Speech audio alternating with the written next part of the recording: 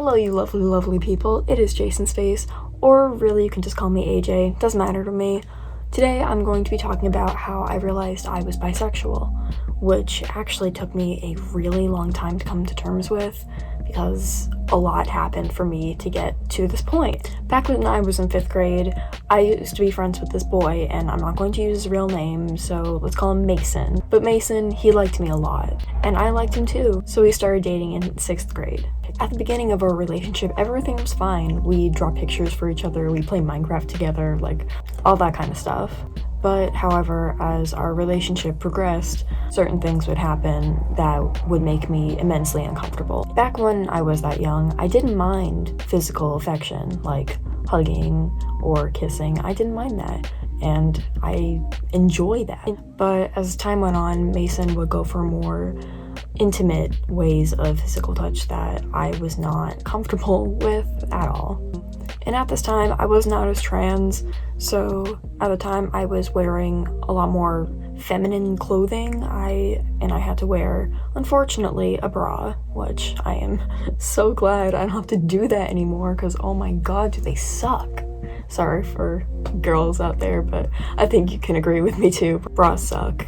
But anyways, he would do things that made me uncomfortable, like putting his arm under the back of my shirt and moving it all the way over and playing either with my bra strap or wrapping it all around and trying to touch my chest, which as someone in 6th grade, I really was not comfortable with that in the slightest, and I think that makes sense. He would also grab my ass a lot and just hold it really tightly, and that also made me really uncomfortable because, once again, I was in 6th grade.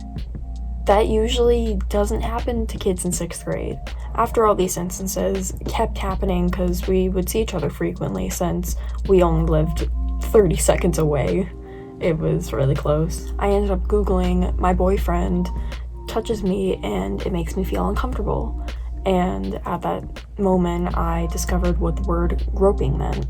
And I just made the connection, holy shit, this is what's happening to me. And I just don't feel comfortable with it.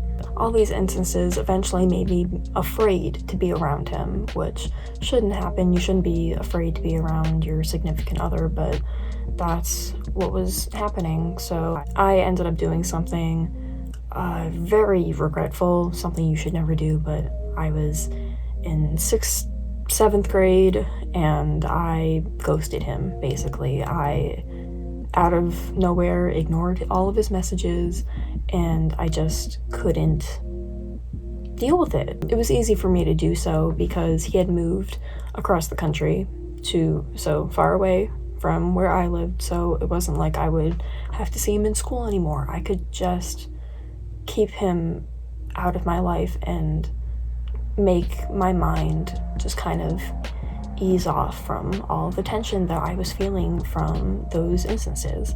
I felt really bad doing this, but at the moment I just could not build up the courage to talk to him because every single time I even thought about him, I would get immensely scared. I would get scared, and I couldn't understand why I did, but I was just terrified.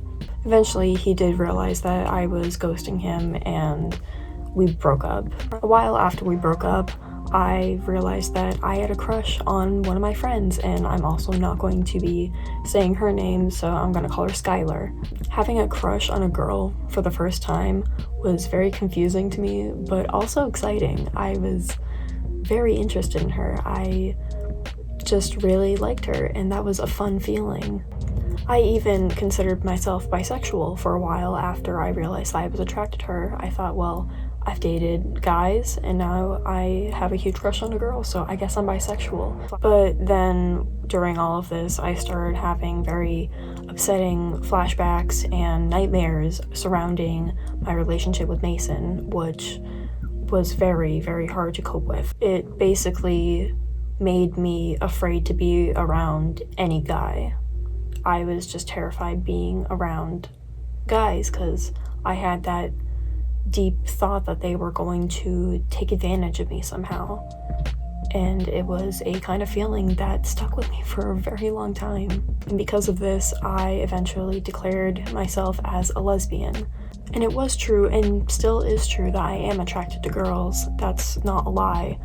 But the reason why I identified as a lesbian for that amount of time and not attracted to guys was because I had this deep feeling inside, this thought that no guy can touch me if I say I'm a lesbian. No guy can hurt me. No guy can take advantage of me. I am safe. And I like girls, so there isn't a big issue. I can still date people. I'm just gonna say I don't like guys because I don't want to be hurt. And I basically convinced myself of this up until the middle of freshman year. During this time, I had started to develop a crush on my best friend, who is a guy.